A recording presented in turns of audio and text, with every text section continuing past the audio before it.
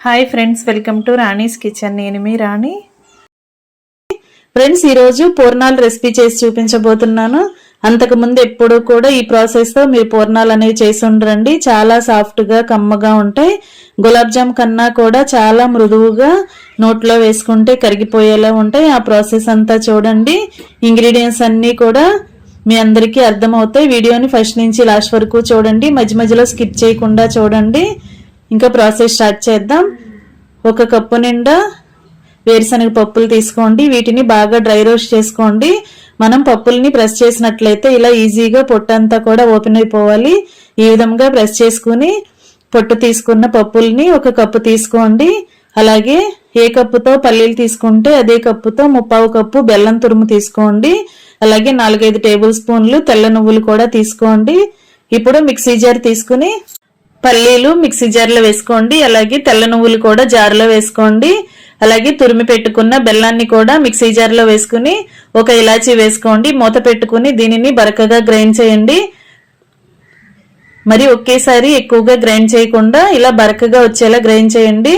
మరి ముద్దలాగా కాకుండా పలుకులుగా రావాలి. ఈ విధంగా గ్రైండ్ చేసి తీసుకోండి. ఇప్పుడు ఇదంతా కూడా ఒక ప్లేట్లో పెట్టుకోండి.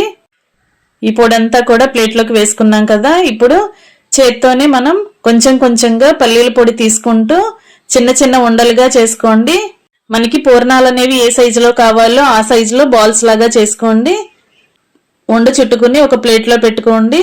ఇదే విధంగా మిగిలిన పౌడర్ అంతా కూడా కొంచెంగా తీసుకుంటూ ఇలా పల్లీ బాల్స్ ని రెడీ చేసుకుని ఒక గిన్నెలో పెట్టుకోండి. ఇలా మొత్తం కూడా రెడీ అయ్యాయి కదా. ఇప్పుడు నెక్స్ట్ ప్రాసెస్ చూద్దాం. బ్రెడ్ తో పూర్ణాలని చెప్పాను కదా. బ్రెడ్ స్లైసెస్ అండి, ఒక 7-8 అలా తీసుకోండి. దీనికి ఇలా సైడ్ ఉన్న బ్రౌన్ కలర్ పార్ట్ అంతా కూడా తీసేసుకుని రిమూవ్ చేసుకోండి. వైట్ కలర్ బ్రెడ్ తో మాత్రమే మనం రెసిపీ అనేది చేయబోతున్నాం. ఇలా చుట్టూ ఉన్న బ్రెడ్ అంతా కూడా ఓపెన్ చేసుకుని ఇలా వైట్ కలర్ బ్రెడ్ మాత్రమే తీసుకున్నాం కదా. దీనిని చిన్న ముక్కలుగా చేసుకోండి. ఇలా చిన్న ముక్కలుగా చేసుకుని మిక్సీ జార్లో వేసుకుని పౌడర్లా గ్రైండ్ చేయాలి. ఈ విధంగా చేయండి. మరి ముద్దలాగా కాకుండా ఇలా చక్కగా పౌడర్ లాగా రావాలి. ఇదంతా కూడా ఒక ప్లేట్లోకి వేసుకోండి. ఇప్పుడు పౌడర్ అంతా కూడా ప్లేట్లోకి వేసుకున్నాం కదా. ఇప్పుడు 4-5 టేబుల్ స్పూన్లు మిల్క్ పౌడర్ని తీసుకోండి. మిల్క్ పౌడర్ ప్లేస్లో మైదా పిండినైనా తీసుకోవచ్చండి.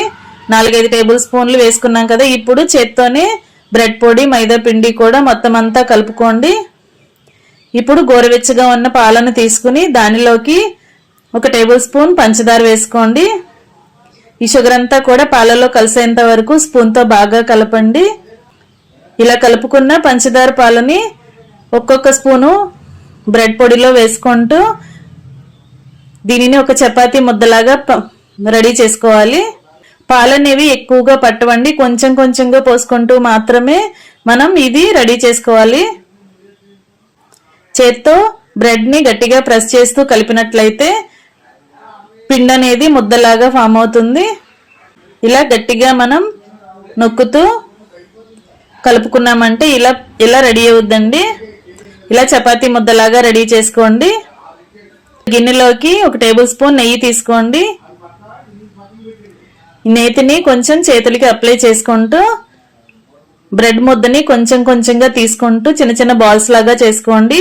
మనం పల్లీ బాల్స్ ని ఎన్ని చేసుకున్నామో అదే విధంగా బ్రెడ్ ముద్దతో కూడా కరెక్ట్ గా అన్ని బాల్స్ వచ్చేలా చేసుకోండి. ఈ విధంగా చేసుకున్నాం కదా. నెయ్యి అనేది ఎక్కువగా అప్లై చేయొద్దండి. లైట్ గా తీసుకుని మాత్రమే బ్రెడ్ ని ఉండచుట్టండి. లేదంటే మనం డీప్ ఫ్రై చేస్తున్నప్పుడు ఆయిల్లో వేసిన వెంటనే బ్రెడ్ అనేది ఓపెన్ అయిపోయి లోపల పూర్ణం అంతా బయటకు వచ్చేస్తుంది. నెయ్యి అనేది ఎక్కువగా తీసుకోకుండా లైట్ గా తీసుకుంటూ కొంచెంగా తీసుకుంటూ ఇలా బ్రెడ్ తో బాల్స్ చేసాం కదా. దానిని ఇలా వెడల్పుగా అప్పడం లాగా చేసుకుని దాని మధ్యలో ఈ పల్లీ పూర్ణాన్ని పెట్టుకోండి. లోపల పూర్ణం అనేది బయటికి ఓపెన్ అయి కనిపించకుండా చుట్టూ కూడా ఇలా బ్రెడ్ తో కవర్ చేస్తూ పూర్ణం లాగా చుట్టండి. బ్రెడ్ ని చాలా మెత్తగా సాఫ్ట్గా ఎక్కువసేపు కలుపుకున్నట్లయితే మనం పూర్ణం చేస్తున్నప్పుడు పైన క్రాక్స్ అనేవి ఏమీ లేకుండా పగుళ్ళు అనేవి ఏమీ లేకుండా చాలా ఈజీగా ఇది మనం రెడీ చేసుకోవచ్చండి. ఈ విధంగా చేయండి. పాలు పోసుకుని బ్రెడ్ ని కలుపుతున్నప్పుడు చేత్తో సాఫ్ట్గా కలపండి. అప్పుడు మనం పూర్ణం చేసుకునేటప్పుడు పైన ఈ క్రాక్స్ అనేవి ఏమీ లేకుండా చక్కగా మనం ఈజీగా ఈ పూర్ణాన్ని రెడీ చేసుకోవచ్చు.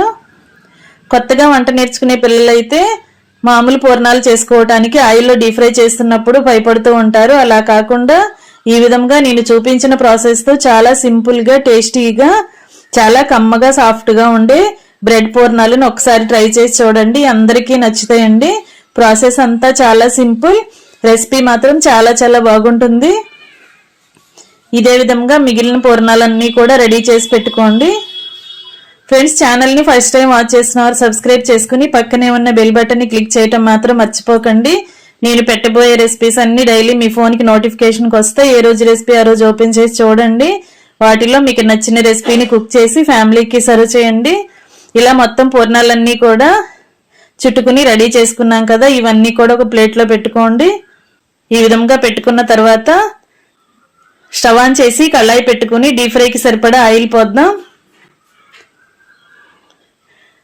మీరు వీడియోని కరెక్ట్గా చూసినట్లయితే పూర్ణం అనేది పైన ఎక్కడా కూడా పగుళ్ళు అనేవి రాకుండా చాలా సాఫ్ట్గా పూర్ణాన్ని చుట్టుకున్నాం కదా. ఇప్పుడు ఆయిల్ కాగిన తర్వాత ఫ్లేమ్ని మీడియంలో పెట్టుకుని స్లోగా మనం చేసుకున్న పూర్ణాలని కళాయిలో వేసుకోండి. ఆయిల్కి పట్టినన్ని వేసుకోండి.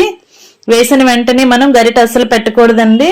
కొంచెం సేపు ఫ్రై అయ్యి కలర్ కొంచెం చేంజ్ అయిన తర్వాత మాత్రమే మనం గరిటతో వేరొక వైపుకి టర్న్ చేసుకోవాలి. ఇలా కొంచెం కలర్ చేంజ్ అయిన తర్వాత గరిటతో కొంచెం స్లోగా అటు ఇటు కలపండి. మామూలు పూర్ణాలు చేసుకున్నట్లుగా గరిటతో స్పీడ్గా కలిపామంటే బ్రెడ్ అంతా కూడా ఓపెన్ అయిపోయి ఆయిల్లోకి పూర్ణం అనేది, లోపల పూర్ణం అనేది ఆయిల్లోకి వచ్చేస్తుంది. స్లోగా మాత్రమే వీటిని డీప్ ఫ్రై చేయండి. ఈ విధంగా కరెక్ట్గా ఫ్రై అయిన తర్వాత ఆయిల్ నుండి తీసేసుకుందాం. మరి ఎక్కువగా ఫ్రై అవ్వాల్సిన పని లేదండి. కొంచెం కలర్ చేంజ్ అయిన తర్వాత వెంటనే ఆయిల్ నుండి తీసేసుకోండి.